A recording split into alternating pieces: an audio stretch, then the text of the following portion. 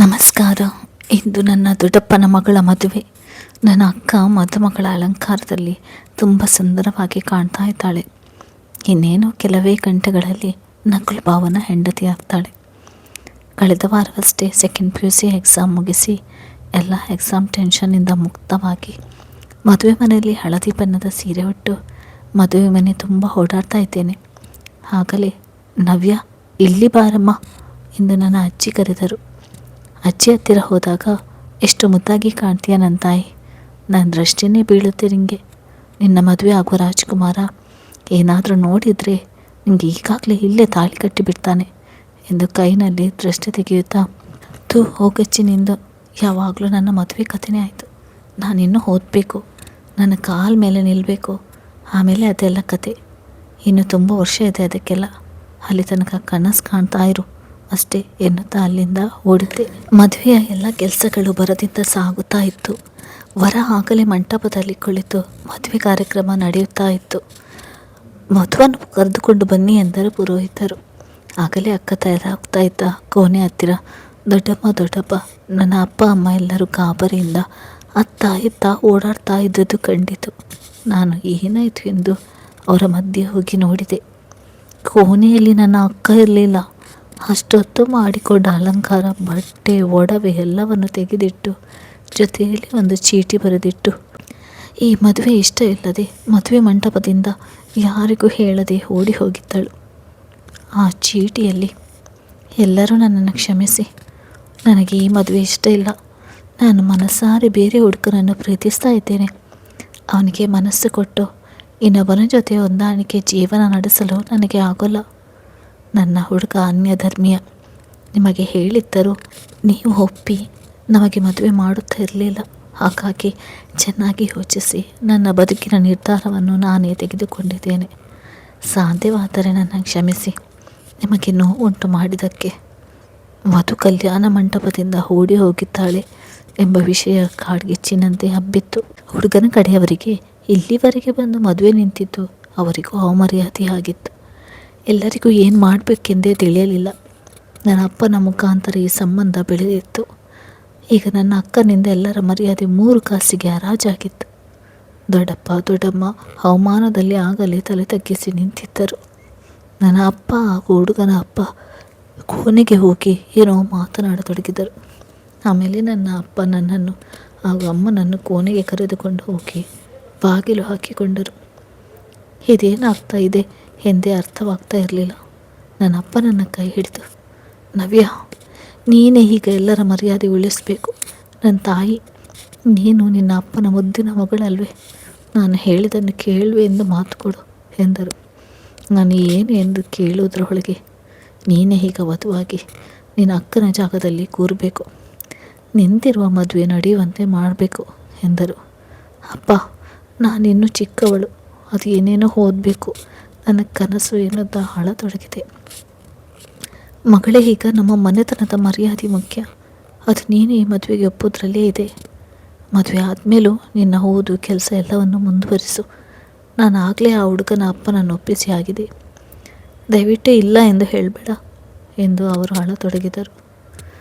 ಆಯ್ತಪ್ಪ, ನಿಮ್ಮ ಮಗಳಾಗಿ ನಿಮ್ಮ ಈ ನಿರ್ಧಾರಕ್ಕೆ ಒಪ್ಪಿದ್ದೇನೆ. ನಿಮಗಾಗಿ ನಾನಿಂದು ವಧುವಾಗಿ ತಯಾರಾಗ್ತೇನೆ ಎನ್ನುತ್ತಾ ಕಣ್ಣೀರು ಒರೆಸಿಕೊಂಡು ಮನಸ್ಸು ಗಟ್ಟಿ ಮಾಡಿಕೊಂಡೆ. ಅಮ್ಮ ನನ್ನನ್ನು ತಯಾರು ಮಾಡತೊಡಗಿದಳು. ಆಗಲೇ ಅಪ್ಪ ಎದ್ದು ಹೊರಡುತ್ತಾ ಇದ್ದ ನೆಂಟರನ್ನು ಉದ್ದೇಶಿಸಿ ಯಾರೂ ಎದ್ದು ಹೋಗಬಾರದಾಗಿ ವಿನಂತಿಸಿ ಮದುವೆ ಕಾರ್ಯಕ್ರಮ ಮುಗಿಸಿ ಊಟ ಮಾಡಿಕೊಂಡು ಹೊರಡಿ ಎಂದರು. ಎಲ್ಲರೂ ಇನ್ನೇನು ನಡೆಯುವುದು ನೋಡೋಣ ಎಂದು ಮತ್ತೆ ತಮ್ಮ ತಮ್ಮ ಜಾಗದಲ್ಲೇ ಕುಳಿತರು. ಆಗಲೇ ನನ್ನ ಅಜ್ಜಿ ನನ್ನ ಬಳಿ ಬಂದು, ನನ್ನ ಬಂಗಾರಿ, ಮನೆತನದ ಮರ್ಯಾದೆ ಉಳಿಸಲು ಎಂಥ ತ್ಯಾಗಕ್ಕೆ ಸಿದ್ಧನಾದೆ ಪುಟ್ಟಿ, ನಿನ್ನ ಮುಂದಿನ ಬದುಕು ಒಳ್ಳೆಯದಾಗುತ್ತದೆ ಎಂದು ಹರಸಿದರು. ಅಕ್ಕನ ಜಾಗದಲ್ಲಿ ನಾನು ವಧುವಾಗಿ ಕಲ್ಯಾಣ ಮಂಟಪ ಹೇರಿದೆ. ನಕುಲ್ನನ್ನು ನೋಡುವ ಧೈರ್ಯವಿರಲಿಲ್ಲ. ಅವನಿಗೂ ನನ್ನಷ್ಟೇ ಆಘಾತ ಆಗಿರುತ್ತದೆ ಎಂದು ತಿಳಿದಿತ್ತು.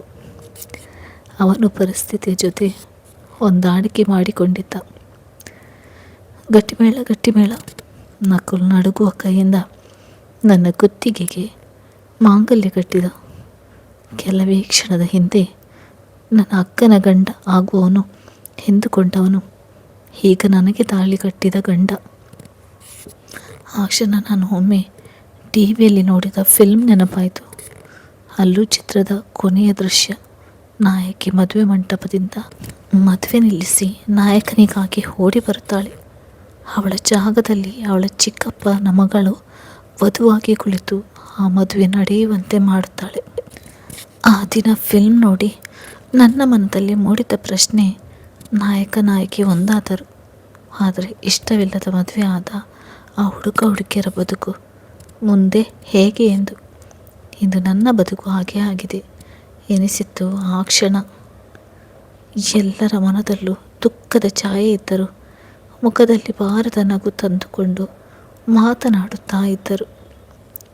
ಮದುವೆ ಕೆಲಸ ಎಲ್ಲ ಮುಗಿದು ನಾನು ಗಂಡನ ಮನೆಗೆ ಹೋಗಬೇಕಾದಾಗ ನನ್ನ ದೊಡ್ಡಮ್ಮ ನನಗೂ ಹಾಗೂ ನಕುಲ್ನಿಗೆ ಕೈ ಮುಗಿದು ನಮ್ಮನ್ನು ಕ್ಷಮಿಸಿ, ನಮ್ಮ ಮಗಳಿಂದ ನಿಮ್ಮಿಬ್ಬರಿಗೂ ಈ ಸಮಸ್ಯೆ ಬಂದಿತ್ತು ಎಂದು ಹೇಳುತ್ತಾ ಹತ್ತು ಬಿಟ್ಟಿದ್ದರು.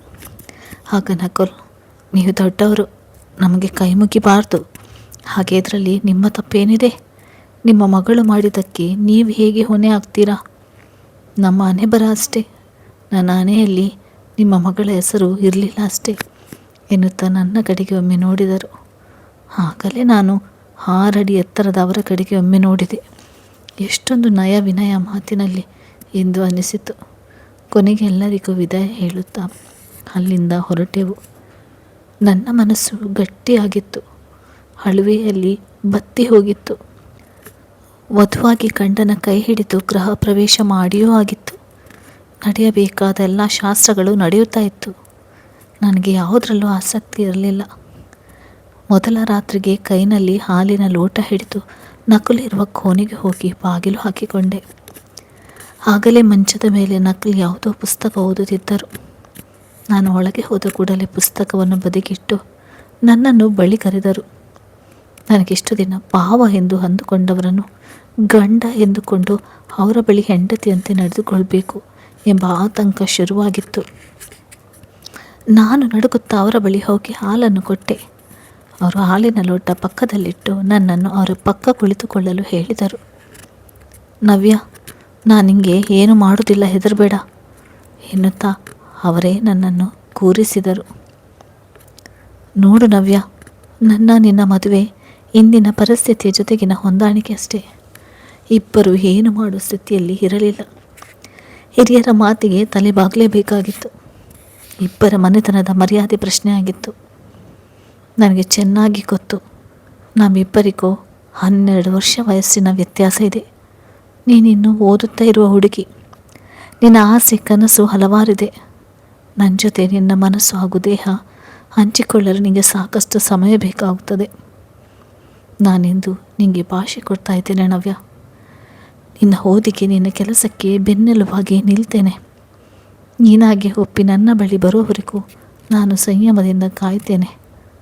ನನಗೂ ಹೀಗಾದ ಆಘಾತದಿಂದ ಹೊರಗೆ ಬಂದು ನಿನ್ನ ಜೊತೆ ಬದುಕು ಹಂಚಿಕೊಳ್ಳಲು ಸ್ವಲ್ಪ ಸಮಯ ಬೇಕು. ನೀನು ಅಲ್ಲಿಯವರೆಗೆ ಕಾಯಬೇಕು ಎಂದರು. ನನ್ನ ಕಣ್ಣುಗಳು ತುಂಬಿ ಬಂದಿತ್ತು ಅವರ ಮಾತಿನಿಂದ. ಇಂಥ ಒಳ್ಳೆಯ ಗಂಡ ನನ್ನ ಪಾಲಿಗೆ ಸಿಕ್ಕಿದ್ದು ನನ್ನ ಪುಣ್ಯ ಎಂದು ಅನಿಸಿತ್ತು. ಸಂತೋಷದಿಂದ ಅವರ ಪಾದಕ್ಕೆ ನಮಸ್ಕರಿಸಿ ಕೂಡಲೇ ನನ್ನನ್ನು ಹಿಡಿದು ನಿಲ್ಲಿಸಿ, ಇನ್ಯಾವತ್ತು ನನಗೆ ಹೀಗೆಲ್ಲ ನಮಸ್ಕಾರ ಮಾಡಬೇಡ ಎನ್ನುತ್ತಾ ನನ್ನ ಕಣ್ಣೀರನ್ನು ಒರೆಸಿದರು. ದಿನಗಳು ಹುರುಳಿ ವರ್ಷವಾಯಿತು. ನನ್ನ ಅತ್ತೆ ಮಾವ ಕೂಡ ನನ್ನ ಓದಿಗೆ ಸಹಕಾರ ನೀಡುತ್ತಾ ಇದ್ದರು. ನನ್ನನ್ನು ತಮ್ಮ ಸೊಸೆಗಿಂತಲೂ ಹೆಚ್ಚಾಗಿ ತಮ್ಮ ಮಗಳಂತೆ ನೋಡಿಕೊಂಡರು. ನಿಜವಾಗಿಯೂ ಅಕ್ಕನ ಬಗ್ಗೆ ಬೇಜಾರು ಅನ್ನಿಸ್ತಾ ಇತ್ತು. ಇಷ್ಟೊಂದು ಒಳ್ಳೆಯ ಜನರನ್ನು ಬಿಟ್ಟು ಯಾರದೋ ಹಿಂದೆ ಹೊರಟು ಬಿಟ್ಟಳು ಎಂದು. ನಕುಲಂತೂ ಅಪ್ಪಟ ಚಿನ್ನ, ನನ್ನ ಒಂದು ಕೂದಲು ಸೋಂಕದಂತೆ ನೋಡಿಕೊಳ್ಳುತ್ತಾ ಇದ್ದರು. ದಿನ ಕಳೆದಂತೆ ನನ್ನ ಮನಸ್ಸಿಗೆ ಅವರನ್ನು ಪ್ರೀತಿಸದೇ ಇರಲು ಆಗಲೇ ಇಲ್ಲ. ಅವರೆಲ್ಲ ನನ್ನ ಬಗ್ಗೆ ಪ್ರೀತಿ ಭಾವನೆಗಳು ಮೂಡುತ್ತಾ ಇರುವುದು ನನಗೆ ಗೊತ್ತಾಗ್ತಾ ಇತ್ತು. ಅವರು ನಾನಾಗಿ ಅವರ ಬಳಿ ಹೋಗುವುದಕ್ಕೆ ಕಾಯ್ತಾ ಇದ್ದರು. ವರ್ಷಗಳು ಹುರುಳುತ್ತಾ ಇದ್ದವು. ಗಂಡ ಅತ್ತೆ ಮಾವನ ಕಾಳಜಿಗೆ ತವರನ್ನೇ ಮರೆತು ಬಿಟ್ಟಿದ್ದೆ ನಾನು. ನನ್ನ ಉನ್ನತ ವಿದ್ಯಾಭ್ಯಾಸ ಮುಗಿತು. ನಾನೊಂದು ಕಾಲೇಜ್ನಲ್ಲಿ ಉಪನ್ಯಾಸಕಿಯಾಗಿಯೂ ಸೇರಿಕೊಂಡು ನನ್ನ ಸಂಪಾದನೆ ಶುರು ಮಾಡಿದ್ದೆ. ಅಂದು ನನ್ನ ಅಜ್ಜಿಗೆ ಸೀರಿಯಸ್ ಎಂದು ಫೋನ್ ಬಂದಿತ್ತು.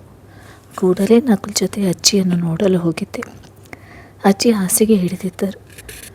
ನನ್ನ ನೋಡುತ್ತಾ, ನನ್ನ ರಾಜ್ಕುಮಾರಿ ತನ್ನ ರಾಜ್ಕುಮಾರನ ಜೊತೆ ಬಂದಳು ಎಂದರು ನೋವಿನಲ್ಲೂ ನಗುತ್ತಾ. ನಾನು ಅಳುತ್ತಾ ಹತ್ತಿರ ಹೋದಂತೆ, ಯಾಕೆ ಬಿಟ್ಟು ಅಳ್ತಾ ಇದೆಯಾ? ಯಾವತ್ತಿದ್ದರೂ ಹೋಗೋ ಜೀವ ಇದು. ನೀನು ಇನ್ನೂ ನಿನ್ನ ಬದುಕಲ್ಲಿ ನೋಡಬೇಕಾದದ್ದು ತುಂಬ ಇದೆ. ಅಳ್ಬೇಡ ಹೀಗೆಲ್ಲ. ನೋಡು, ನಿನ್ನ ರಾಜ್ಕುಮಾರ ನಿನ್ನನ್ನು ಚೆನ್ನಾಗಿ ನೋಡಿಕೊಳ್ತಾನೆ ಅಲ್ವೇ? ನೀನೀಗ ಅವನಿಗೆ ತಕ್ಕ ಹೆಂಡತಿಯಾಗಿ ನಿನ್ನ ಕರ್ತವ್ಯ ನಿಭಾಯಿಸಬೇಕು. ನಾನೇ ನಿನ್ನ ಮಗಳಾಗಿ ಹುಟ್ಟಿ ಬರ್ತೀನಿ ಕಣೆ, ಅಳ್ಬೇಡ ನನ್ನ ಕಂದ ಎಂದರು. ಅದೇ ಅವರ ಕೊನೆಯ ಮಾತಾಗಿತ್ತು. ಮತ್ತೆ ನಿದ್ದೆಗೆ ಜಾರಿದರು. ನನಗೆ ಜೋರಾದ ಅಳುವೆ ಬಂದಿತ್ತು. ನಕುಲನ್ನು ತಬ್ಬಿ ಹತ್ತಿದ್ದೆ. ನಕುಲ್ ನನಗೆ ಆದಷ್ಟು ಸಮಾಧಾನ ಮಾಡಲು ನೋಡಿದರು. ಅಜ್ಜಿ ಮನೆಯಿಂದ ಬಂದ ಕೆಲವೇ ದಿನದಲ್ಲಿ ಅಜ್ಜಿ ನಮ್ಮನ್ನೆಲ್ಲ ಬಿಟ್ಟು ಹೋದರು ಎಂದು ತಿಳಿಯಿತು. ನನ್ನ ಜೊತೆ ಮಾತನಾಡಿದ್ದೇ ಕೊನೆಯ ಮಾತು. ಅಜ್ಜಿ ಸಾವಿನಿಂದ ಹೊರಗೆ ಬರಲು ನನಗೆ ತುಂಬ ದಿನವೇ ಬೇಕಾಯಿತು. ಅದೊಂದು ದಿನ ನನ್ನ ಅಕ್ಕನನ್ನು ಅವಳ 2 ಮಕ್ಕಳ ಜೊತೆ ಒಂದು ಅಂಗಡಿಯಲ್ಲಿ ನೋಡಿದೆ. ಹೊಟ್ಟೆಯಲ್ಲಿ ಇನ್ನೊಂದು ಮಗು ಇದ್ದಂತೆ ಕಂಡಿತು. ನಾನು ಓಡಿ ಹೋಗಿ ಅವಳ ಬಳಿ ಹೋಗಿ, ಅಕ್ಕ ಹೇಗಿದ್ದೀಯಾ ಎಂದೆ. ಅವಳು, ನವ್ಯ ನೀನು ಇಲ್ಲಿ ಹೇಗಿದ್ದೀಯಾ ಎಂದಳು. ಅಕ್ಕ ತುಂಬ ಸೊರಗಿ ಹೋಗಿದ್ದಳು. ಅಕ್ಕ ಯಾಕೆ ಹೀಗೆ ಮಾಡಿದೆ? ಅಕ್ಕ, ಚಿನ್ನದಂಥ ನಕುಲ್ ಜೊತೆ ಬಾಳುವ ಯೋಗ ನಿನಗೆ ಇಲ್ಲದೆ ಹೋಯಿತು. ಈಗ ನಿನ್ನ ಪರಿಸ್ಥಿತಿ ನೋಡಿದರೆ ಸಂಕಟ ಆಗ್ತಾಯಿದೆ ಕಣೆ ಎಂದೆ. ಎಲ್ಲ ನನ್ನ ಹಣೆ ಬರ ಕಣೆ. ಅಂದು ನನ್ನ ಪ್ರೀತಿ ನನ್ನನ್ನು ಕುರುಡಾಗಿಸಿತ್ತು. ನನ್ನಿಂದ ಎಲ್ಲರಿಗೂ ನೋವು, ಸಂಕಟ, ಅವಮಾನ ಆಗುವ ಹಾಗೆ ಆಯಿತು. ಅಂದು ಮನೆ ಬಿಟ್ಟು ಓಡಿ ಹೋದ. ನನ್ನ ಬದುಕು ಏನೂ ಸುಂದರವಾಗಿ ಇರಲಿಲ್ಲ. ಅವನ ಪ್ರೀತಿ 4 ದಿನ ಇತ್ತು ಅಷ್ಟೇ. ಆಮೇಲೆ ಅವನ ಚಾಕರಿ ಮಾಡುತ್ತಾ ಅವನ ಮಕ್ಕಳಿಗೆ ಅಮ್ಮನಾಗಿ ಇದ್ದೇ ಬದುಕಾಗಿದೆ. ಈಗ ಆ ಬದುಕಿನಿಂದ ಹಿಂತಿರುಗಿ ಬಾರದಷ್ಟು ಮುಂದೆ ಬಂದಿದ್ದೇನೆ. ಅವನಿಗೆ ಜಾಸ್ತಿ ಏನಾದರೂ ಹೇಳಿದರೆ ನನ್ನನ್ನು ಬಿಟ್ಟು ಬಿಡ್ತಾನೆ ಎನ್ನುತ್ತಾನೆ. ನಾನೇ ಇಷ್ಟಪಟ್ಟು ಕಟ್ಟಿಕೊಂಡ ಬದುಕು, ಏನು ಮಾಡುವ ಹಾಗೆ ಇಲ್ಲ, ಅನುಭವಿಸಬೇಕು. ದಯವಿಟ್ಟು ನನ್ನ ಪರಿಸ್ಥಿತಿಯನ್ನು ಯಾರಿಗೂ ಹೇಳಲು ಹೋಗಬೇಡ. ಅಪ್ಪ ಅಮ್ಮ ತುಂಬ ನೊಂದ್ಕೊಳ್ತಾರೆ. ನನ್ನ ಕತೆ ಬಿಡು ನವ್ಯ. ಹೇಗಿದ್ದಾರೆ ಅಪ್ಪ ಅಮ್ಮ ಎಲ್ಲ? ನಿನ್ನ ಮದುವೆ ಆಯಿತಾ? ಹುಡುಗ ಹೇಗಿದ್ದಾನೆ ಎಂದಳು. ನಾನು ಕೂಡಲೇ ಅಂದು ಮದುವೆ ಮನೆಯಲ್ಲಿ ಆದ ಕತೆ ಎಲ್ಲ ಹೇಳಿದೆ. ನಿನ್ನ ಜಾಗದಲ್ಲಿ ನಾನು ವಧುವಾಗಿ ಕುಳಿತೆ. ಈಗ ನಕುಲ್ನ ಮಡದಿಯಾಗಿ ಅವನ ತಂದೆ ತಾಯಿಯ ಪ್ರೀತಿಯ ಸೊಸೆಯಾಗಿದ್ದೇನೆ ಅಕ್ಕ ಎಂದೆ. ನನ್ನಿಂದ ನೀನು ಓದೋ ವಯಸ್ಸಿನಲ್ಲಿ ಮದುವೆ ಮಾಡಿಕೊಳ್ಳುವ ಹಾಗೆ ಆಯಿತು. ಸಾಧ್ಯವಿದ್ದರೆ ನನ್ನನ್ನು ಕ್ಷಮಿಸು ನವ್ಯ. ನಾನೀಗ ಹೋಗಬೇಕು. ನನ್ನ ಗಂಡ ಕಾಯ್ತಾ ಇದ್ದಾನೆ. ಅವನಿಗೆ ಕೋಪ ಬಂದರೆ ಕಷ್ಟ. ನನ್ನ ಬಾಳಂತೂ ನಾನೇ ಹಾಳು ಮಾಡಿಕೊಂಡೆ. ನೀನಾದರೂ ಚೆನ್ನಾಗಿರೋ ಎನ್ನುತ್ತಾ ಕಣ್ಣೀರು ಒರೆಸಿಕೊಂಡು ತನ್ನ ಮಕ್ಕಳ ಜೊತೆ ಅಲ್ಲಿಂದ ಹೊರಟು ಹೋದಳು.